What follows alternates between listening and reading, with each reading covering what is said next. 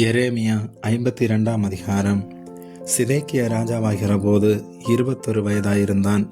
அவன் 11 வருஷம் எருசலேமில் ராஜ்யபாரம் பண்ணினான். அவனுடைய தாயின் பேர் அமுத்தாள். அவள் லிப்னா ஊரானாகிய எரேமியாவின் குமாரத்தி. யோயாக்கீம் செய்தபடியெல்லாம் அவனும் கர்த்தருடைய பார்வைக்கு பொல்லாப்பானதை செய்தான். எருசலேமையும் யூதாவையும் கர்த்தர் தம்முடைய சமூகத்தை விட்டு அகற்றி தீர்மளவும் அவைகளின் மேலுள்ள அவருடைய கோபத்தினால் இப்படி நடந்ததும் அல்லாமல், சிதேக்கியா பாபிலோனிலே ராஜாவுக்கு விரோதமாக கலகம் பண்ணினான். அவன் ராஜ்யபாரம் பண்ணும் 9ஆம் வருஷம் 10ஆம் மாதம் 10ஆம் தேதியிலே பாபிலோன் ராஜாவாகிய நேபுகாத்நேச்சாரும் அவனுடைய எல்லா இராணுவமும் எருசலேமுக்கு விரோதமாய் வந்து அவனுக்கு எதிராக பாளையம் இறங்கி சுற்றிலும் அதற்கு எதிராக கொத்தளங்களை கட்டினார்கள்.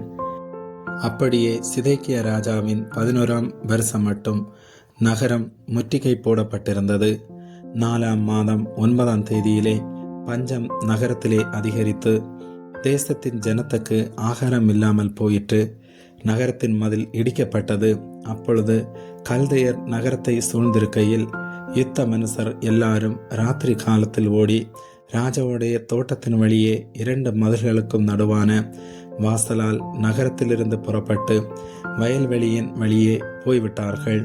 ஆனாலும் கல்தையருடைய இராணுவத்தார் ராஜாவை பின்தொடர்ந்து எரிகோவின் சமனான பூமியில் சிதேக்கியாவை கிட்டினார்கள். அப்பொழுது அவனுடைய இராணுவத்தார் எல்லாரும் அவனை விட்டு சிதறிப் போயிருந்தார்கள். அவர்கள் ராஜாவை பிடித்து அவனை ஆமாத் தேசத்தின் ஊராகிய ரிப்லாவுக்கு பாபிலோன் ராஜாவாகிய நேபுகாத்நேச்சாரிடத்துக்கு கொண்டு போனார்கள். அங்கே இவனுக்கு நியாய தீர்ப்பு கொடுத்தான். பின்பு பாபிலோன் ராஜா சிதேக்கியாவின் குமாரரை அவன் கண்களுக்கு முன்பாக வெட்டினான். யூதாவின் பிரபுக்கள் எல்லாரையும் ரிப்லாவிலே வெட்டினான். சிதேக்கியாவின் கண்களை குருடாக்கி அவனுக்கு 2 விலங்குகளை போடுவித்தான். பின்பு பாபிலோன் ராஜா அவனை பாபிலோனுக்கு கொண்டு போய் அவன் மரணமடையும் நாள் மட்டும் அவனை காவல் வீட்டில் அடைத்து வைத்தான். 5ஆம் மாதம் 10ஆம் தேதியிலே பாபிலோன் ராஜாவுக்கு முன்பாக நிற்கிறவனாகிய காவற் சேனாதிபதியான நேபுசாரதான் எருசலேமுக்கு வந்தான். அது நேபுகாத்நேச்சார் என்னும் ராஜா பாபிலோனை அரசாளுகிற 19ஆம் வருஷமாயிருந்தது. அவன் கர்த்தருடைய ஆலயத்தையும் ராஜாவின் அரண்மனையையும் எருசலேமில் உள்ள எல்லா வீடுகளையும் ஒவ்வொரு பெரிய மனிதனுடைய வீட்டையும் அக்கினியினால் சுட்டரித்து போட்டான். காவற் சேனாதிபதியோடு இருந்த கல்தையரின் இராணுவத்தார் எல்லோரும் எருசலேமை சுற்றிலும் இருந்த அலங்கங்களை இடித்து போட்டார்கள். ஜனத்தில் ஏழைகளான சிலரையும் நகரத்தில் மீதியான மற்ற ஜனத்தையும் பாபிலோன் ராஜாவின் வசமாக ஓடி வந்து விட்டவர்களையும் மற்ற ஜனங்களையும் காவற் சேனாதிபதியாகிய நேபுசாரதான் சிறைகளாக கொண்டு போனான். ஆனால் தேசத்தாரில் ஏழைகளான சிலரை காவற் சேனாதிபதியாகிய நேபுசாரதான் திராட்சை தோட்டக்காரராகவும் பயிரிடும் குடிகளாகவும் விட்டு வைத்தான். கர்த்தருடைய ஆலயத்திலிருந்து வெண்கல தூண்களையும் கர்த்தருடைய ஆலயத்திலிருந்து ஆதாரங்களையும் வெண்கல கடல் தொட்டியையும் கல்தையர் உடைத்து போட்டு அவைகளின் வெண்கலத்தை எல்லாம் பாபிலோனுக்கு எடுத்து கொண்டு போனார்கள். செப்பு சட்டிகளையும் சாம்பல் எடுக்கும் கரண்டிகளையும் வெட்டு கத்திகளையும் கலங்களையும் கலயங்களையும் ஆராதனைக்குரிய சகல வெண்கல பனிமூட்டுகளையும் எடுத்துக்கொண்டு போனார்கள். பசும்பொன்னும் சுத்த வெள்ளியுமான கிண்ணங்களையும் தூப கலசங்களையும் கலங்களையும் சட்டிகளையும் விளக்கு தண்டுகளையும் கலயங்களையும் கரகங்களையும் காவற் சேனாதிபதி எடுத்துக்கொண்டான்.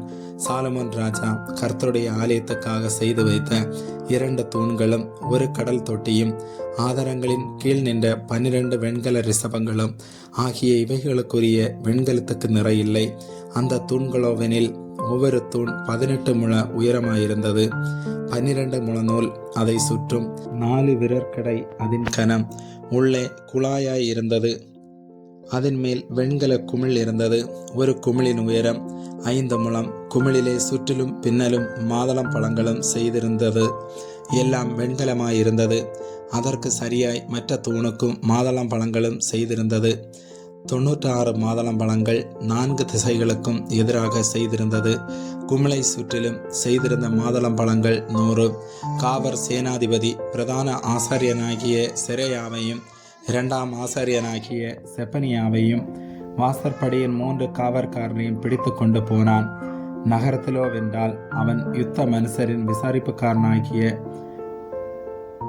பிரதானி ஒருவனையும் ராஜாவின் மந்திரிகளில் நகரத்தில் அகப்பட்ட 7 பேரையும் தேசத்தின் ஜனத்தை சேவகம் எழுதுகிற தலைமையான சம்பிரதையையும் தேசத்து ஜனத்திலே பட்டணத்தின் நடுவில் அகப்பட்ட 60 பேரையும் பிடித்து கொண்டு போனான்.